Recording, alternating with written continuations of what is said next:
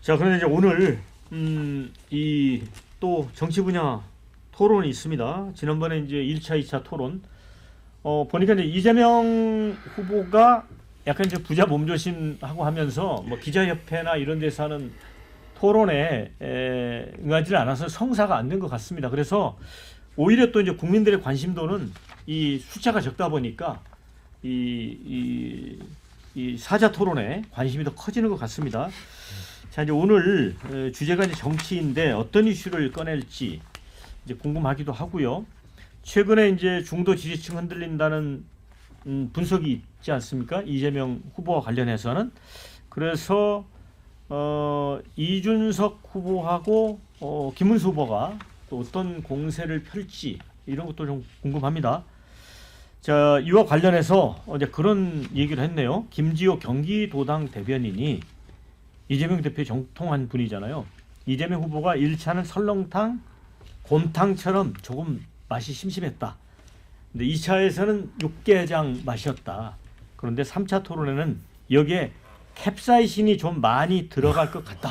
이렇게 관측을 했습니다. 이게 단순한 관측인 건지 준비장갑의 관측 관여한지는 모르겠습니다.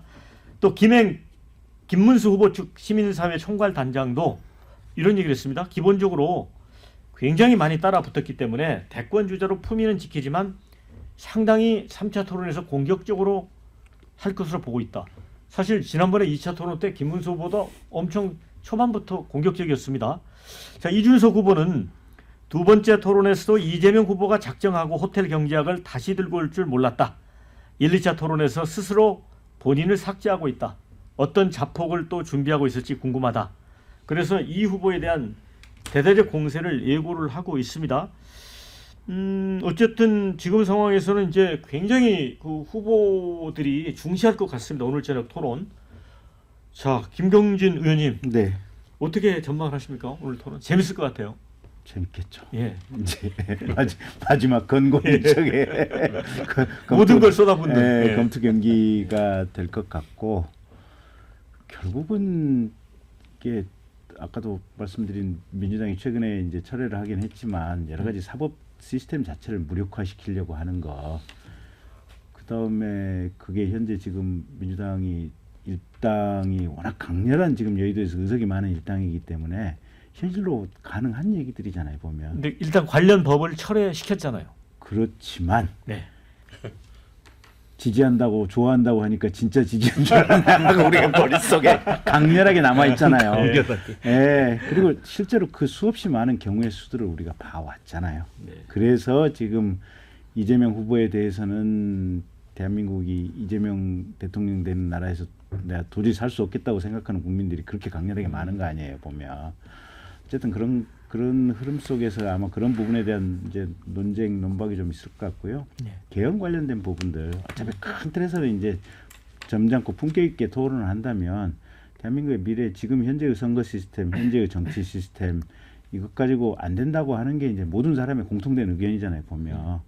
근데 이재명 후보가 얘기한 부분들은 과연 거기에 지금 충족할 것인지, 그러면 빨리 한 3년 후에 다시 이제 체제를 선거 시스템과 맞춰가면서 새로운 체제를 출범시키는 거에 대한 얘기들, 막 그런 얘기들이 오갈 것 같고, 거꾸로 이재명 후보는 또 정치에 관한 얘기니까 헌법 정신 부분을 가지고 또 저희 김문수 후보님을 가지고 많은 공격이 있겠죠. 그래서 오늘 아마 치열한 투쟁의 장이 아닐까 싶습니다. 김영주 의원님은 어떻게 전개될 것 같습니까? 글쎄 뭐 토론은 재미있게 있을 수 있지만 토론이 갖고 있는 선거에 미치는 영향은 미미할 것이라고 봅니다. 이미 대세는 기울어져 있고요. 오늘 나오고 있는 여론조사도 10% 이내로 양 후보, 저 김문수 후보와 이재명 후보의 차이가 좁혀지지 않고 있고 단일화는 물 건너가는 추세고 이런 상태에서는 그냥 재미있게 누가 하고 어떤 식으로 싸우느냐를 관전하는 거지 실질적으로 이 토론이 실제로 보면 그 후보를 대통령을 바꿀 만한 어떤 내용을 담재하지는 못하고 있는 것을 알고 보고 있잖아요. 그래서 되면 그냥 이렇게 그렇게 유권자가 대하지 않을까 그렇게 생각이 들고요. 또 기본적으로 보면 뭐 그 김문수 후보가 갖고 있는 준비 안 된 게 한계가 있고 또 뭐 소위 뭐 뭐 다른 후보들이 이준석 후보가 내용이 있다는 걸 알지만 이 여러 가지 그 뭐 압도할 만한 정도 완결성을 갖고 있지는 못하기 때문에 뭐 기본 스탠스를 아마 이재명 후보가 그대로 유지하면서도 충분히 네. 무난하게 방어할 수 있다 그렇게 생각이 듭니다. 네. 자, 이번 주제는 정치라서 내란 얘기로 도배될 것 같아서 김문수 후보에게 불리할 것 같다 이런 의견도 주셨고요. 이준석 후보가 분명 이재명 후보 부정선거 거짓말했다고 또 도발할 듯하다 이런 의견. 거북선 얘기도 나올 것 같다 이런 얘기도 있고요. 마지막 토론은 차라리 시간 제한 없이 토론하는 거 보고 싶다. 그래서 시간이 짧긴 하더라고요. 예. 조금 룰 자체가 약간 국민들이 보기에는 왜 저 사람이 갑자기 저렇게 말을 하는지 아직까지도 좀 헷갈릴 정도로 좀 많이 과거와 좀 달라요. 익숙하지가 않으신 것 같아요. 그래서 저 사람 순서가 아닌데 왜 저 사람이 갑자기 얘기를 하는데 또 시간은 왜 총량이 있는 거지 계속 어렵거든요.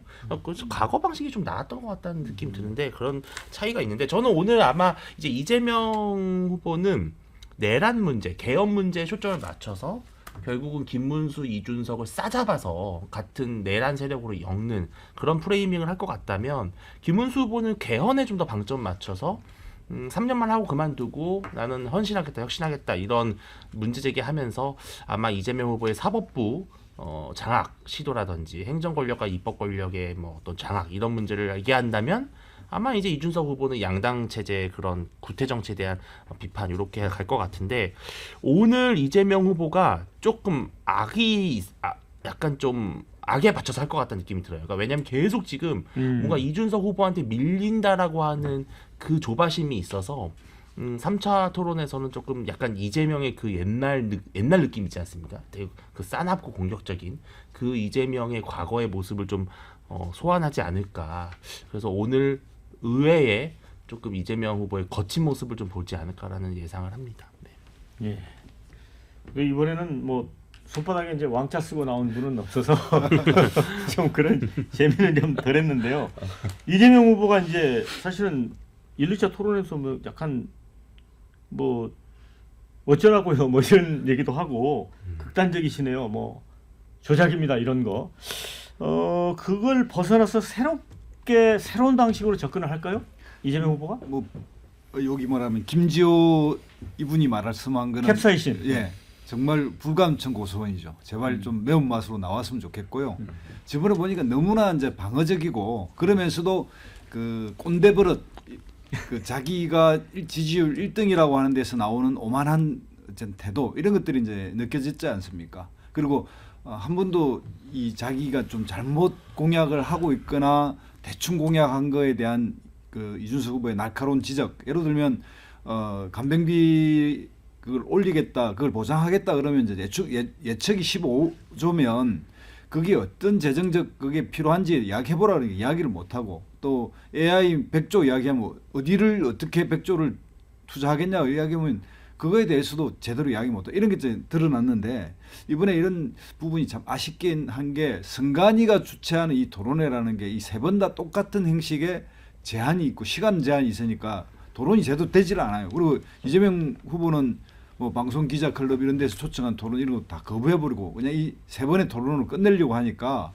정말 아쉬운데 이 토론 시간이 좀 확보되는 좀 정말 필요하다면 이렇게 주도권 토론을 양자가 좀 더 긴 시간을 쓸 수 있다면 얼마나 좋았을까 이런 생각이 들고요. 그다음에 이번에 문제는 대통령으로서의 신뢰 자산이 있는가 없느냐 이 문제가 주요한 쟁점이 될 거라고 저는 봅니다. 그래서 지금까지 가져온 각자의 리더들이 국민적 불신을 가지고 있고요. 말 바꾸고 자기가 한번 이야기한 거는 정말 만천하에 거짓이 드러났는데 또 우긴더라고요. 그러니까 이 부정선거에 대한 과거에 이재명 후보가 거기에 빠져가지고 자기 지지 세력을 획득하는 한 방식으로 사용했는데 그걸 뻔뻔하게 또 부정하고 거짓말하고 있고 이런 것들을 보면 정말 미래 지도자로서 이 사람들을 계속 대통령으로 뽑아야 될 거냐 이런 이제 의문이 생기죠. 정말 이번 선거는 내란 세력에 대한 심판 그리고 이것을 자기의 그 범죄 사실을 방어하기에 방탄을 해온 이 두 세력에 대한 역사적 심판과 청산을 이루어야 될 대선입니다. 그 양당의 두 우두머리가 대표한 후보를 하고 있으니까 지금 1, 2등이라고 이렇게 보이지만 냉정하게 보면 미래를 위한 새로운 선택을 할 것이냐 말 거냐의 문제거든요. 흔히도 이런 이야기 하지 않습니까? 우리가 어릴 때 쓰레기차 피했더니 분유차 만났다. 이런 느낌이 드는 그런 대선을 하고 있어서 정말 전기차를 만나야죠. 예. 저는 뭐 다른 건 아니고 이번 대선에서 제일 재미있는 토론은 사실은 김문수와 한덕수의 카페에서 토론이 가장 재밌었던 것 같아요. 그러니까 그 두 분이 그냥 아무 격이 없이 앉아가지고 2시간 정도 얘기하는 게 어떻게 보면 제일 솔직하고 그냥 가장 그러니까 지금 토론이 너무 룰에 막 맞춰져 있다 보니까 뭐 30초 남았습니다. 7초 남았는데 쓰시겠어요? 약간 이런 토론은 사실 뭘 알 수가 없는 토론이거든요. 흐름도 끊겨버리고. 네, 근데 사실 저는 그런 면에서는 이재명 후보가 좀 억울할 수밖에 없는 게 이게 이준석 후보가 옆에서 막 쏟아내잖아요.